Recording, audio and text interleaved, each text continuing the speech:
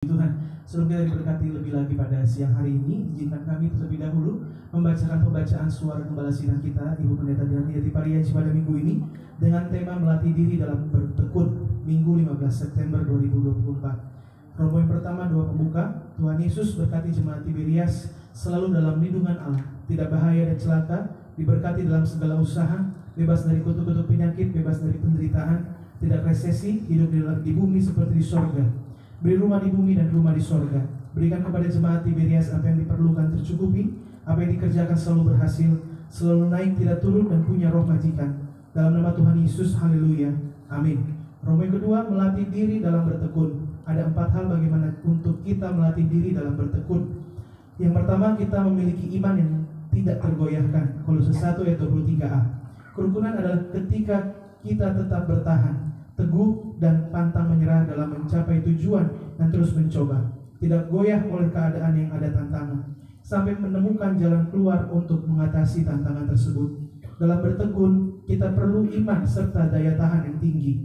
Ketika kita merasa tidak sanggup melewatinya sendirian, mari minta dukungan, doa, dan bantuan dari saudara-saudara atau orang yang dapat kita percayai.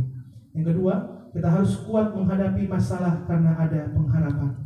Roma 5 ayat 3 sampai dengan 4. Daya tahan kita akan terlatih ketika kita mengalami masalah, tantangan, cobaan, kesulitan, hidup dan penderitaan. Memang ada 2 pilihan, yaitu tetap bertekun atau menyerah. Kalau kita menyerah, maka kita akan frustasi, kecewa, terpuruk, bahkan kehilangan harapan dan iman.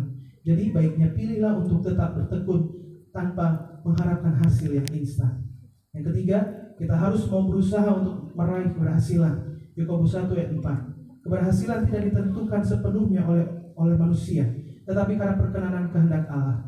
Matius 6 ayat 33, Yosua 1 ayat 8.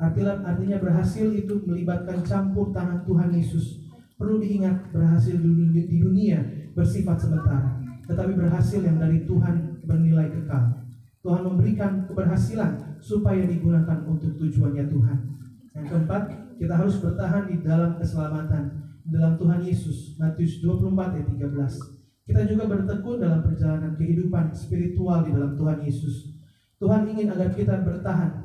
Iblis tidak akan tinggal diam dan akan melakukan apa saja agar menyerah dan kehilangan keselamatan di dalam Tuhan Yesus. Teruslah kita berlatih diri untuk bertekun dengan fokus kita hanya kepada Tuhan.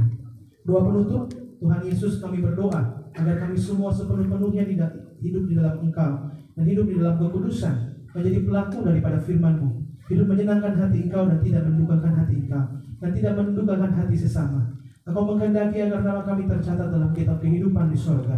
Kalau sampai nama kami tidak tercatat sesuai dalam Wahyu 20 ayat 14 dan 15, kami akan mengalami kematian yang kedua, yaitu lautan api.